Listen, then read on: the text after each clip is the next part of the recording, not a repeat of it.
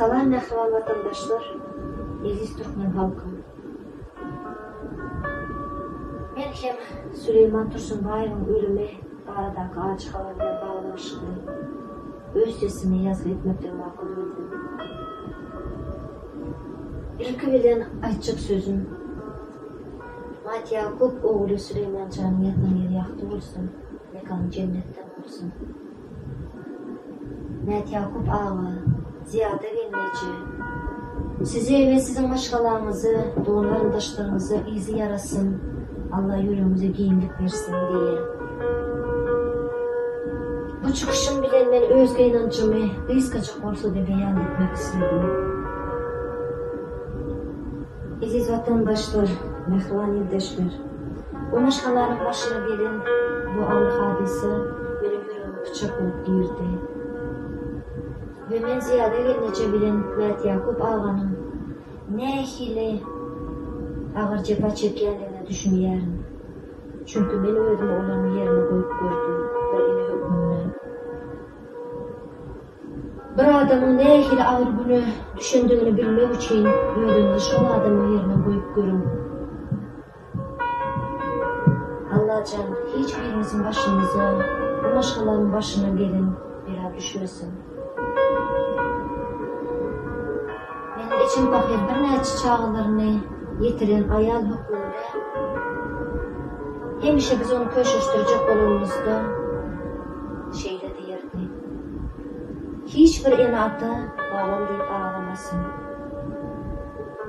Hakikatten de inatı ölmek mirastır. Hiçbir inatı çağlasını yitirmesin.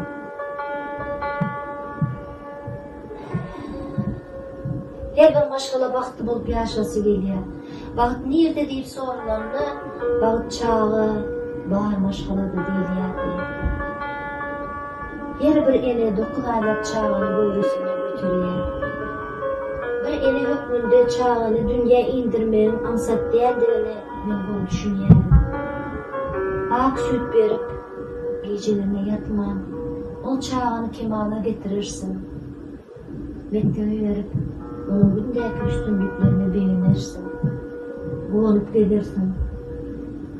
Bir gelecekte onun halkımı da, vatanımı da, el atlasını, öz maşalasını, peydalı, adam bulup yetişeceğini uğrayarsın. Her bir ele attığı için çağısının yeten derecesini, boğulup yaşamak bu onu baktır. Ben babi inansak da, bu Türkmenistan'daki her rejim eden ettirik, eden cinayeti için cinayetkarların cezasız kalmağı, yurt içinde bulup geçen adaletsizlikler hemmemizin hem etimizden geçip sürgümüze yetendir diye. Bu 14 yaşlı perişte gibi çağlarını vurup öldürüldü insan çağları değerdir. Onları ben 2 elli ve 2 ayaklı şeytanlar deyip adlandırdım. Şeytanlar size yüzlemesi mi geliyor? 2 elli ve 2 ayaklı şeytanlar. Sizin cezamız hükman verilecektir. Hem bu dünyada hem de o dünyada. Aziz vatandaşlar, mehriban halkım, Süleyman Can'ın ölümünü sessiz koymayın.